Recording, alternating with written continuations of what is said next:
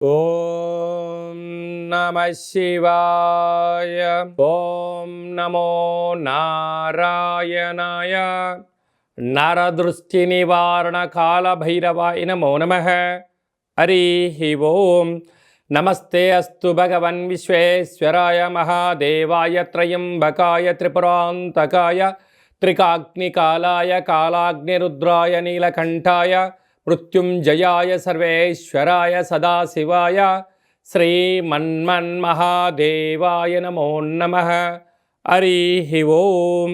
మా ఛానల్కి స్వాగతం. చూస్తున్న వీక్షకులకు ప్రేక్షకులకు ప్రియ కాల భైరవ భగవద్బంధులకి స్వాగతం పలుకుతూ మమ్మల్ని ఎంతగానో ఆదరిస్తూ ఉండబడినటువంటి ప్రియ సోదర సోదరి మణులు అందరికీ కూడా అందరికన్నా ముందస్తుగా మహాశివరాత్రి పండగ శుభాకాంక్షలు. 16/2/2025 నుండి 28/2/2025 వరకు పుట్టినటువంటి వారందరికీ కూడా ముందస్తుగా జన్మదిన శుభాకాంక్షలు. గతంలో వివాహం చేసుకున్న వారికి వివాహ వార్షికోత్సవ శుభాకాంక్షలు. ద్వాదశ రాశుల్లో గ్రహ గమనాలు ఒకసారి వీక్షింపచేద్దాం. వృషభ రాశిలో దేవగురు బృహస్పతి సంచార స్థితి, కన్యరాశిలో కేతు సంచార స్థితి, కుంభరాశిలో రవి బుధ శని సంచార స్థితి, మీనరాశిలో రాహు సంచార స్థితితో ద్వాదశ రాశుల్లో గ్రహ గమనాలు ఈ విధంగా ఉన్నాయి. తులారాశి వారికి ఎలా ఉండబోతుందో ఈ వీడియోలో సవివరంగా సంపూర్ణంగా తెలుసుకుందాం. తులారాశిలో ఏ నక్షత్రాలు వస్తాయనగా చిత్తా నక్షత్రంలోని 3వ పాదం, 4వ పాదం, స్వాతి నక్షత్రంలోని 4 పాదాలు, విశాఖ నక్షత్రంలోని 1, 2, 3 పాదంలో కలిపితే తులారాశి అవ్వడం జరుగుతుంది. చాలామందికి పుట్టినటువంటి కాల సమయంలో డేటా ఆఫ్ బర్త్లు లేనటువంటి కారణం వలన పేరు యొక్క మొదటి అక్షరాన్ని అనుసరిస్తూ ఆ రాశిని తెలుసుకునే ప్రయత్నం చేద్దాం. రా, రి, శ్రీ, రు, రే, రో, తా, తి, తు, తే అక్షరాల వారందరూ తులారాశి జాతకులే. తులారాశి యొక్క అధిపతి శుక్ర భగవానుడు. వీరికి రాశి నుండి పంచమ స్థానంలో బుధాదిత్య రాజయోగం, అక్కడే శనితో కలిపినటువంటి రవి సంచార స్థితి ఉండడం వల్ల నూతనంగా వివాహం అయిన వారికి సంతాన యోగం, పిల్లల యొక్క చదువులు, పిల్లల అభివృద్ధిలో ఎంతో కష్టపడుతూ వాళ్ళని చదివించాలి, స్థిరపరచాలని చెప్పి తల్లిదండ్రులు నానా తంటబడుతుంటారు.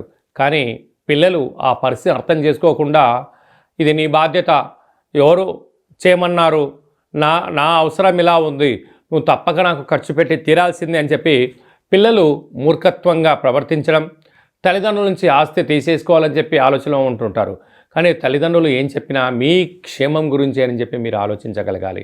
కారణం ఏమనగా సంతాన స్థానంలో రవి భగవానుడు శని భగవానుడితో సంచారం చేయడం వల్ల తండ్రి సూర్య భగవానుడు తూర్పు చూస్తూ ఉంటే శని భగవానుడు పశ్చిమాన్ని చూడడం వల్ల ఇంట్లో శత్రువులు పిల్లల ద్వారా, అంటే విద్యలో కానీ, ఉద్యోగంలో కానీ, వ్యాపారంలో కానీ, వివాహ విషయాల్లో కానీ, వ్యాపార అభివృద్ధిలో సలహాలు చూసుకోకుండా పిల్లలు ప్రయత్నం చేసే పరిస్థితి ఉంటుంది. కానీ తల్లిదండ్రులకు చాలా బాధ అవుతుంది. ఏంటి ఇంతటి మూర్ఖుడినా నేను ఇన్ని రోజులు కని పెంచి చేసి సాధించాను అనుకుంటూ ఉంటారు. కానీ పిల్లలు కూడా అర్థం చేసుకోవాలి, తల్లిదండ్రులు ఏం చెప్పినా మీ భవిష్యత్తు కోసమే అని చెప్పి గుర్తుపెట్టుకోగలగాలి. ఈ వీడియో మీరు చూస్తున్నారు అన్నట్లయితే మీరు మహాదేవుడికి మహాశివరాత్రి రోజున అభిషేకం చేసే సమయం ఆసన్నమైందని చెప్పి గుర్తుపెట్టుకోగలగాలి. ఎప్పుడైతే మీరు మహాదేవుని దగ్గర అభిషేకం చేయడం వలన ఆయన తదాస్తు అని చెప్పి మీరు అనుకుంటున్న అన్నింటా విజయం కలిగించే ప్రయత్నం చేయడం జరుగుతూ ఉంటుంది. కనుక ఈ తులారాశి వారందరూ నవధాన్యములతో పాలలో నానబెట్టి మహాదేవుడికి అభిషేకం చేసినట్లయితే సకల గ్రహ దోషం తొలగి ఐశ్వర్యం తులారాశి వారి సొంతం కాబోతుంది. సంతాన స్థానంలో శుక్ర రాహుల సంచార స్థితి ఉండడం వలన పిల్లల యొక్క అభివృద్ధి, పిల్లల యొక్క పరిస్థితిని తల్లిదండ్రులను గమనించాలి. ఈ పిల్లలు కూడా తల్లిదండ్రుల యొక్క మనోభావాలు అర్థం చేసుకోగలిగితే చాలా మంచి కాలం ఉంటుందని చెప్పి గుర్తుపెట్టుకోగలగాలి. అష్టమంలో దేవగురు బృహస్పతి వక్రగమన సంచార స్థితి ఉండడం వలన విద్య, ఉద్యోగ, విదేశాన ప్రయాణాలలో స్వల్పమైన ఆటంకాలు ఉండినను అంతిమమైన విజయం తులారాశి వారి సొంతం. అలాగే భాగ్యస్థానంలో కుజుడు సంచారం చేయడం వలన భార్యాభర్తల మధ్య స్వల్పమైన విభేదాలు ఉండినను ఒకరినొకరు అర్థం చేసుకునే ప్రయత్నం చేయండి. అప్పులు ఇచ్చి పుచ్చుకునే వ్యవహారంలో తగు జాగ్రత్తలు తీసుకోండి. క్రయ విక్రయాలు అంతగా యోగించమని చెప్పి కూడా గుర్తుపెట్టుకోవాలి. షేర్ల బిజినెస్లు కానీ, స్వయం వృత్తులు కానీ, సేవా రంగాలు, వ్యాపారాలు, సాఫ్ట్వేర్, హార్డ్వేర్ ఉద్యోగస్తులు, సినిమాలు, యూట్యూబ్, వాట్సాప్, ఫేస్బుక్ క్రియేటివిటీ రంగాలుగా ఉండబడిన వారందరికీ స్వయం కృషి, పట్టుదల, ఆపై భగవంతుడు ఆశీస్సుల చేత ఉన్నతమైన విజయం తులారాశి వారి సొంతం కాబోతుందని చెప్పి గుర్తుపెట్టుకోగలగాలి. ఫిబ్రవరి మాసంలో, మాఘమాసంలో, ద్వితీయార్థంలో ముఖ్యమైనటువంటి పండుగల గురించి క్లుప్తంగా, సవివరంగా, సంపూర్ణంగా తెలుసుకుందాం. 21వ తారీఖున మాఘమాస బహుళ అష్టమి, విశేషమైనటువంటి అష్టమి శుక్రవార సందర్భంగా, కాళాష్టమి సందర్భంగా కాళభైరవ స్వామికి స్మరణ, ధ్యానము, పుష్పాండ దీపము యోగదాయకం అని చెప్పి కూడా గమనించాలి. అలాగనే 26వ తారీఖున త్రయోదశి మాస శివరాత్రి, జన్మకో శివరాత్రి అని చెప్తూ ఉంటారు.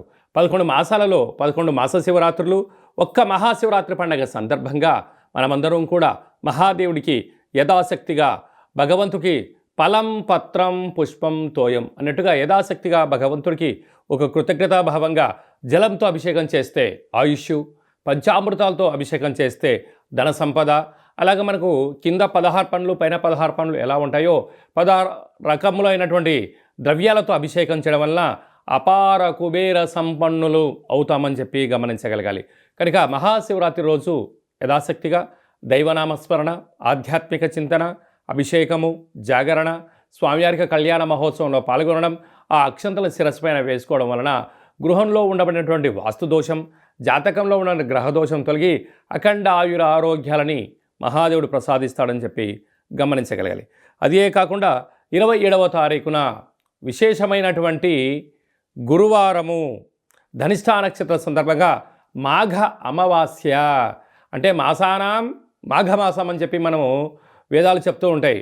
ఆమాకావై అంటుంటారు. ఆషాఢ మాసం, కార్తీక మాసం, మాఘము, అలాగా ఈ 4 మాసాలు అద్భుతమైనటువంటి మాసాలు కనుక ఈ మాఘ అమావాస్య రోజున దేవుడికి స్మరించడం, అలాగనే సముద్ర స్నానం, దీపం దానం చేయడము, ఇంట్లో కూష్మాండ దీపాన్ని ఏర్పాటు చేసుకోవడం, నారికేల దీపాన్ని ఏర్పాటు చేసుకోవడం, అంటే అమావాస్య తిథి యందున గగనంలో చంద్రభగవానుడు శూన్యమవ్వడం వలన ఇంట్లో మనం అష్టముఖ స్వరూపమైనటువంటి కూష్మాండ దీపం పెట్టడం వలన గృహంలో ఉండబడిన అష్ట కష్టాలన్నీ తొలగిపోయి అష్ట ఐశ్వర్యం స్వాగతం పలుకుతామని చెప్పి గమనించాలి.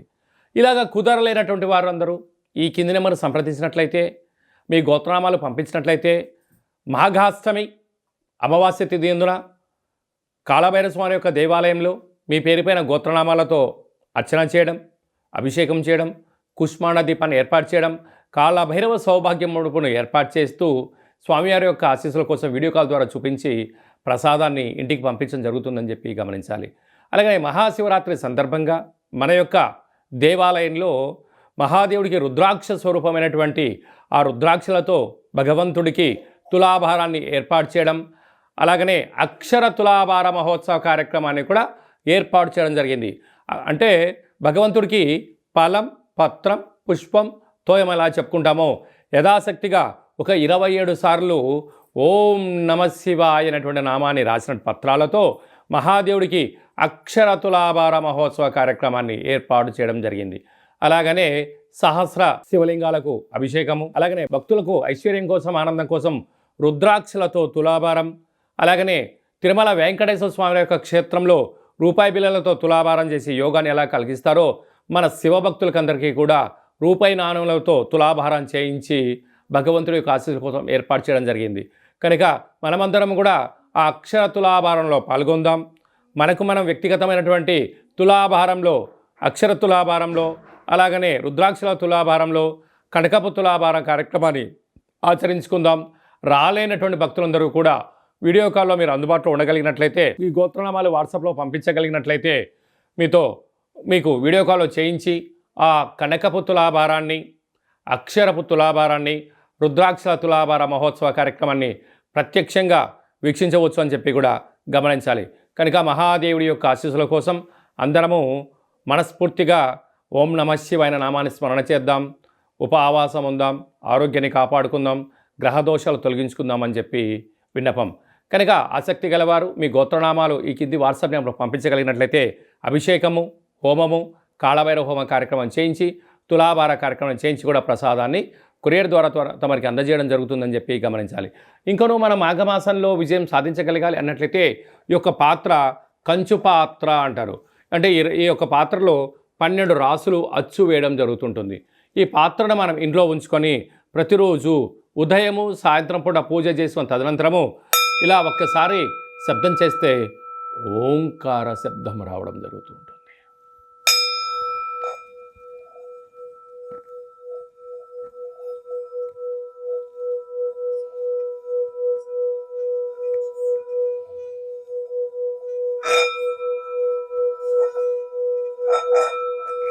ఈ యొక్క ఓంకార శబ్దాన్ని సృష్టించడం వల్ల మహాదేవునికి మనం అనుకుంటున్న కోరికలు వినవించుకోవడం, అనుకున్న పనులు విజయం సాధించడం, మనిషి శరీరంలో ఉండబడినటువంటి షట్చక్రాలైనటువంటి మూలాధార, స్వధిష్టాన, మణిపూరక, విశుద్ధ, అనాహత, ఆజ్ఞాన చక్రాలు వికసింపచేయడం, బ్రహ్మజ్ఞానం కలుగుతుంది, అదృష్టం కలుగుతుందని చెప్పి గమనించాలి. ఈ యొక్క అక్షయ పాత్రతో పాటు మీకు ప్రత్యేకంగా కాలభైరవ హోమము 20 రకాల వస్తువులతో దిష్టి తీయించడం ఏర్పాటు చేయడం జరుగుతుంది.